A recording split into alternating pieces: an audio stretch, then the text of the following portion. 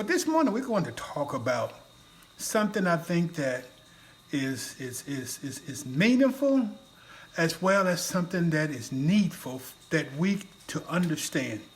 And that is investing in the next generation. Let me repeat that. Investing in the next generation. Oftentimes we live our lives as though that we're storing up stuff for ourselves and we're going to be here forever. And that is not the case. We're not going to be here forever. I want to read you some out of the book of Ecclesiastes. This is Ecclesiastes chapter 2. And this is the truth that King Solomon came to after exploring his wisdom and exploring life and exploring the things that he had seen throughout his life as well as the life of others. Solomon did something that a lot of people don't do. He studied people. He studied sociology. He studied life. He studied psychology. And he also studied the people of God. But look what he says here.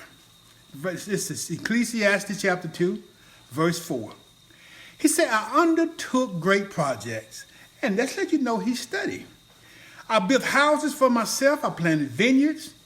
I made gardens and parks and planted all kinds of fruit trees in them. I made reservoirs to water the groves of flourishing trees. I bought male and female slaves.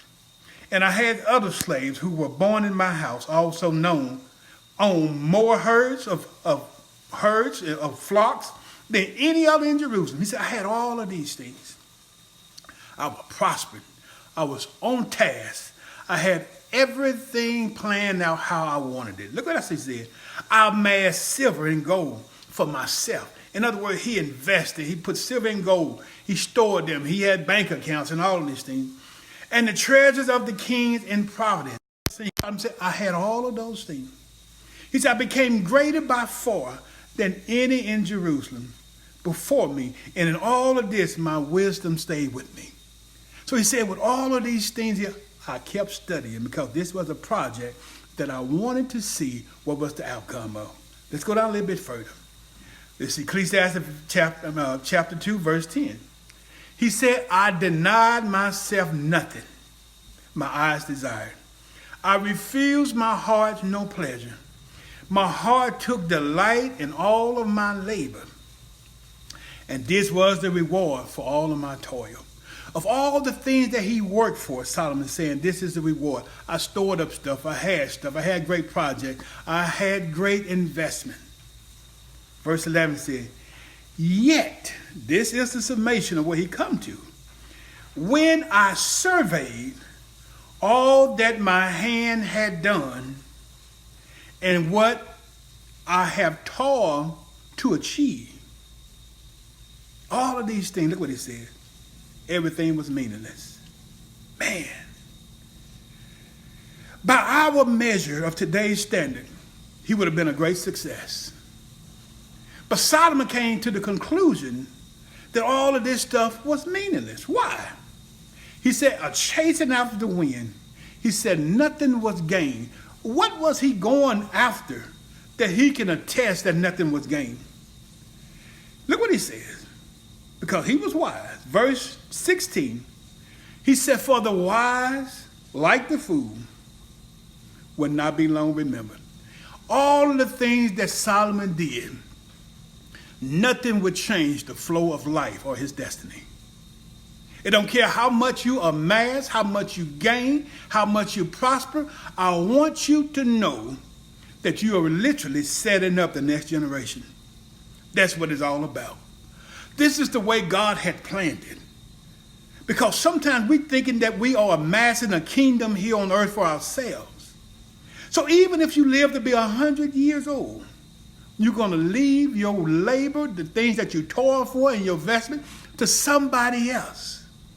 So my challenge to you is be wise and know that what you're working for and what you're working toward is not for yourself. You're working for those who are coming behind you. You're investing in the next generation. Because look what he says. For the wise, verse 16, like the fool, will not long be remembered. The days have already come when both have been forgotten. Like the fool, the wise too must die. And so what he is literally saying is, there's nothing wrong with toiling. There's nothing wrong with storing up. But don't think that it's going to change your plight in life. You'll never be so rich or prosperous that you're not going to leave here. That it's the flight of it. So let's go down to the next verse, verse 22. What do people get for all the toil and anxious striving with which they labor under the sun? All their days, their work is grief and pain. Even at night, their mind do not rest. This too is meaningless. Get rid of the anxiety. Stop trying to build a kingdom on earth.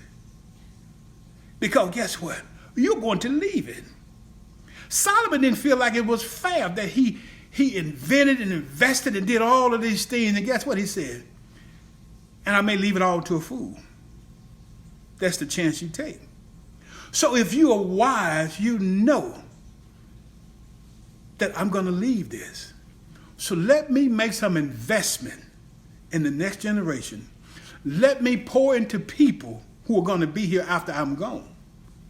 Because verse 24 is the end of this. It said, look what it said. A person can do nothing better than to eat and drink and find satisfaction in their own toil. He didn't say not to toil, but find the satisfaction to know that don't care how hard you work and how much you amass, it's not going to change your plight. You too will leave here.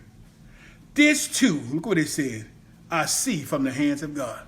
This is how God has set it up. This is the way it's going to be. And guess what? And you ain't going to change a thing.